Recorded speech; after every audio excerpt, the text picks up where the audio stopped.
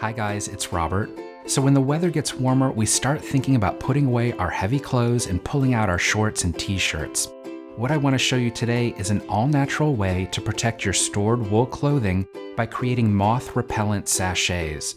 And if you like this project and you want to see more, I invite you to subscribe to my own channel by following the link in the video description below. Now, moths that love wool can create a world of damage to good clothing, but it's not actually the moths themselves. They lay their eggs in the wool fibers, and it's their larvae that chew the holes into the sweaters and coats.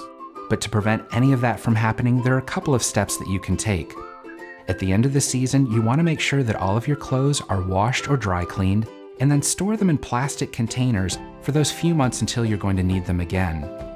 And for a little bit of added protection, I want to show you how to create sachets filled with all-natural ingredients that are completely repellent to moths. You could use manufactured mothballs, but they're full of a lot of chemicals. They're nothing I want in my house, let alone next to my clothing, so these sachets are a good natural alternative.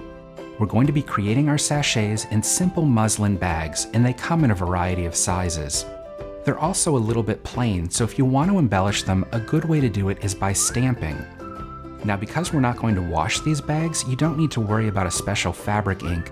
You can use just a standard ink that's intended for paper. Now, I found these cute little moth stamps, and that's what I'm going to use today, but know that you can use whatever stamp design you'd like. In fact, if you'd like a custom design, watch to the end of this video, and I'll include a link for a tutorial on how to carve your own rubber stamp. Once your bags are embellished as you'd like them, it's time to fill them with our sachet ingredients. Now, the primary material we're going to be using today is cedar wood.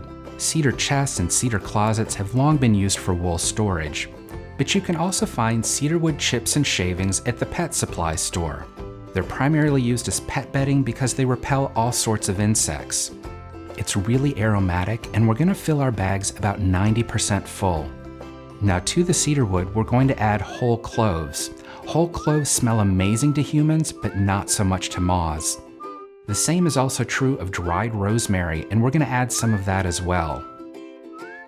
Now, it's really the scent of these ingredients that keeps the moths at bay, and the smell will definitely dissipate over time. One way to recharge and keep your sachets potent is by adding essential oils.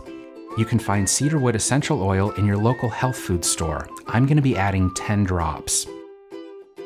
Now, at the end of the season, you will want to discard the contents of your sachet and fill it with fresh ingredients. To use your sachets, you can place smaller ones between the layers of clothing in your plastic container. If you're going to be using it with hanging garments in your wardrobe or your closet, make a larger one and simply hang it around the top of your clothes hanger. I do hope you'll give this project a try, keeping your wool clothing like new until the next cold season. Thank you so much for watching, and join me next time for another great DIY project.